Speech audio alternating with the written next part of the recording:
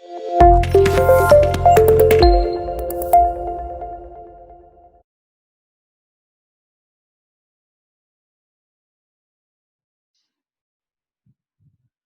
Case, issue of debenture. अभी वही चल रहा है, कॉन्सेप्ट तो सेम है।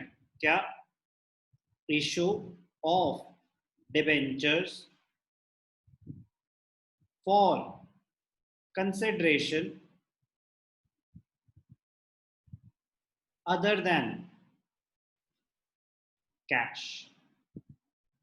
Same concept. Case two, when a business is taken over. When a business is taken over. अब ध्यान से देखना, इसमें हमें दो चीजें कंपेयर करनी चाहिए। एक वैल्यू ऑफ बिजनेस और एक परचेज कंसिडरेशन। क्या मतलब? एक टर्म होती है value of business. Value of business कैसे कैलकुलेट होती है? It is equal to sundry assets minus sundry liabilities. Total assets minus total liabilities. Value of the business is also known as net worth. Net worth और कुछ नहीं, capital होती है। Capital word is used for sole proprietorship and partnership. Companies के लिए word use करा जाता है नेट वर्थ। तो assets is equal to liabilities plus capital. Assets is equal to liabilities plus capital. Capital is equal to assets minus liabilities. तो ये जो capital है ये और कुछ नहीं, कंपनीज में इसी को नेटवर्थ बोलते हैं। तो एक चीज तो हमें पता नहीं चाहिए कि वैल्यू ऑफ बिजनेस का मतलब क्या होता है, कि बिजनेस की एक्चुअल वर्थ है क्या, नेटवर्थ है क्या। Total assets minus total liabilities. Assets हैं 50 लाख के, लाइबिलिटीज हैं 20 लाख की, तो 50 माइनस 20 30 लाख हो गई वैल्यू ऑफ द बिजनेस। दूसरी चीज हमें पता होनी चाहिए, परचेज कंसिडरेशन। परचेज कंसिडरेशन एक चीज वैल्यू ऑफ द बिजनेस कि उसकी नेटवर्थ क्या है। दूसरी चीज परचेज कंसिडरेशन। परचेज कंसिडरेशन का मतलब क्या होता है? It is the agreed value. It is the agreed value at which the business is taken over. It is the agreed value at which the business is taken over. आप किस value पे business को take over कर रहे हो? तो case two, when the business is taken over, तो इसमें तीन सिचुएशंस हो सकती हैं। इसमें तीन सिचुएशंस हो सकती हैं। क्या तीन सिचुएशंस हो सकती हैं? ध्यान से देखना। पहली situation, if the value of business is equal to, if the value of business is equal to the purchase consideration. Value of business is equal to the purchase consideration. Example से समझाता हूं। X Limited took over the business of Y Limited at an agreed value of rupees 25 lakhs. तो assets कितने थे?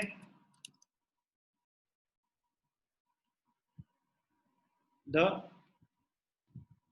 total assets of Y Limited were rupees 80 lakhs and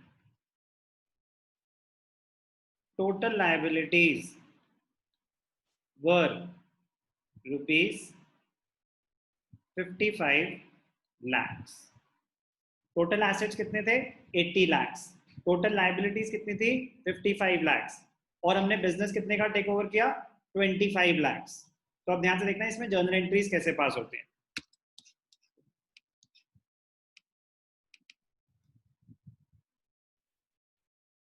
Entry number 1. When the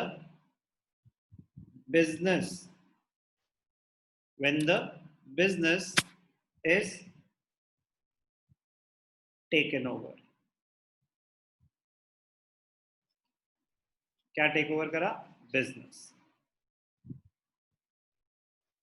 Sundry assets account debited 80 lakhs. किसकी books बना रहे हैं हम x limited की. Sundry assets account debited 80 lakhs. 2. Sundry liabilities. Liabilities कितने की थी 55 lakhs. वर्किंग नोट में आपको क्या करना चाहिए.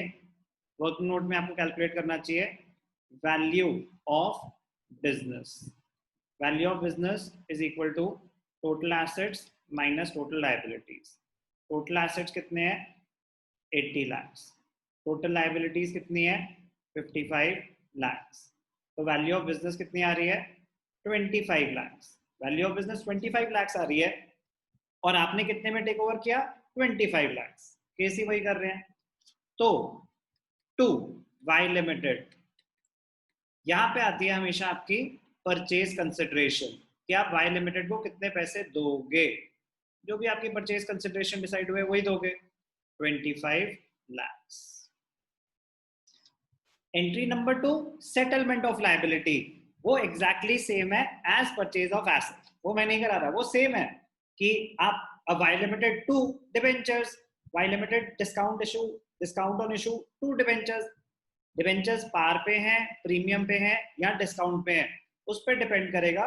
सेकंड एंट्री एग्जैक्टली सेम है. वो आप केस 1 में ही देख लेंगे. एग्जैक्टली सेम है सेटलमेंट ऑफ लायबिलिटी. ध्यान देना है एंट्री नंबर 1 पे. उसमें अभी हमने क्या करा फर्स्ट सिचुएशन क्या था if the value of business is equal to the purchase consideration. अब सिचुएशन 2 ध्यान से देखना. अब मामला थोड़ा सा इंटरेस्टिंग होने वाला है. Situation 2. if the value of business is less than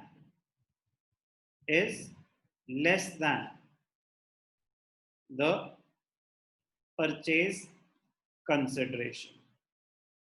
Value of the business is less than the purchase consideration or the purchase consideration is more than the value of business.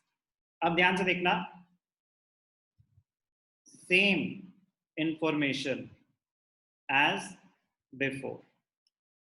क्या था total assets 80 lakhs.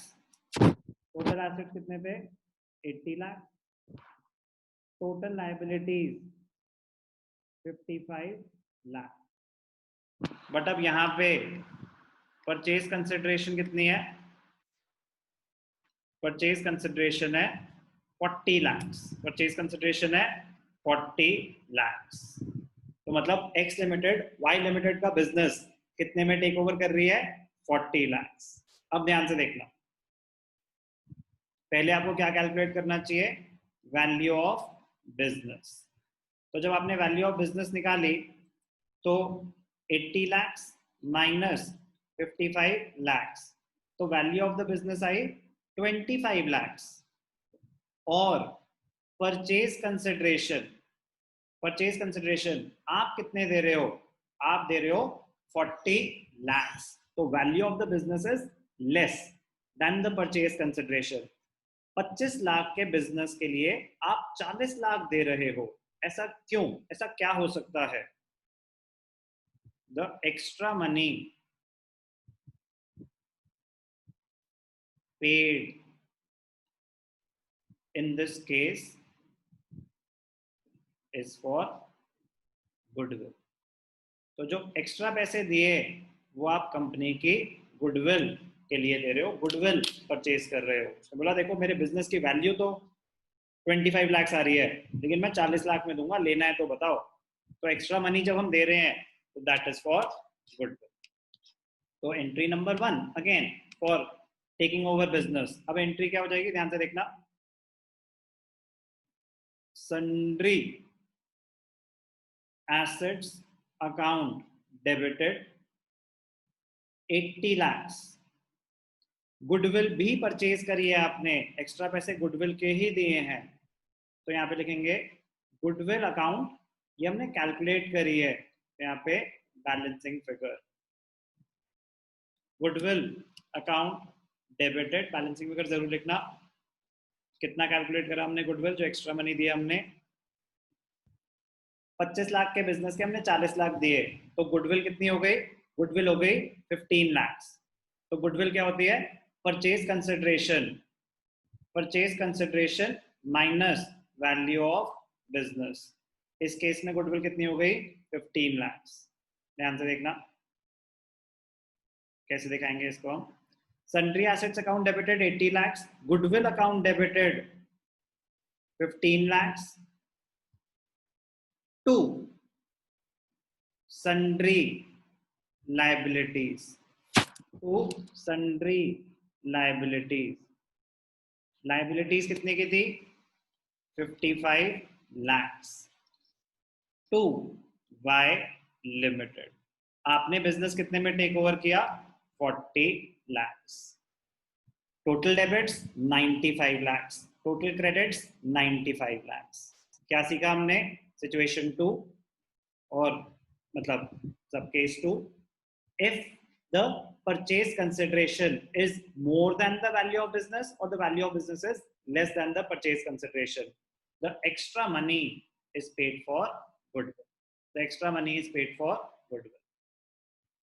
Last situation क्या हो सकती है, when a business is taken over, when the value of business is more than the purchase consideration or the purchase consideration is less than the value of business। ध्यान से देखना, if the value of business is more, is greater than the purchase consideration। Example से समझेंगे क्या कहना चाहता हूं मैं, ध्यान से देखिए। सेम इंफॉर्मेशन एज बिफोर, कि मतलब X limited is taking over the business of Y limited,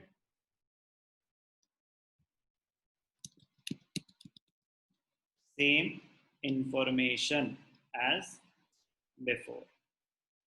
तो एसेट्स कितने के थे 80 लाख, लाइबिलिटीज कितनी थी 55 लाख, और आपने परचेज कंसिडरेशन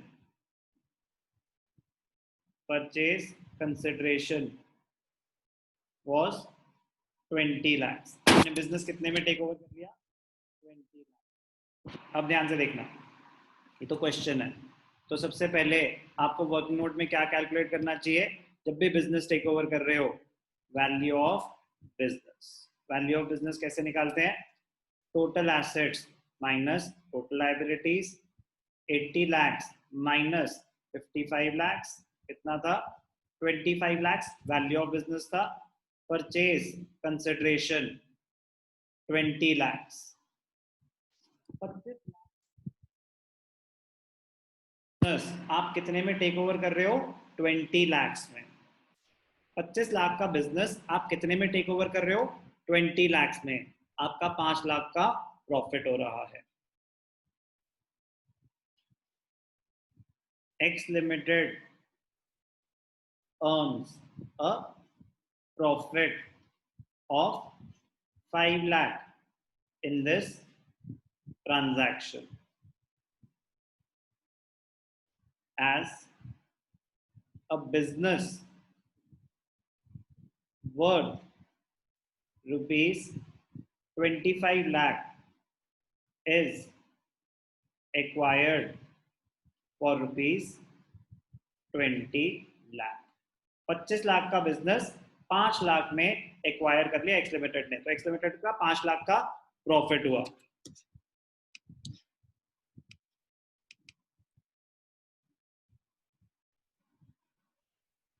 This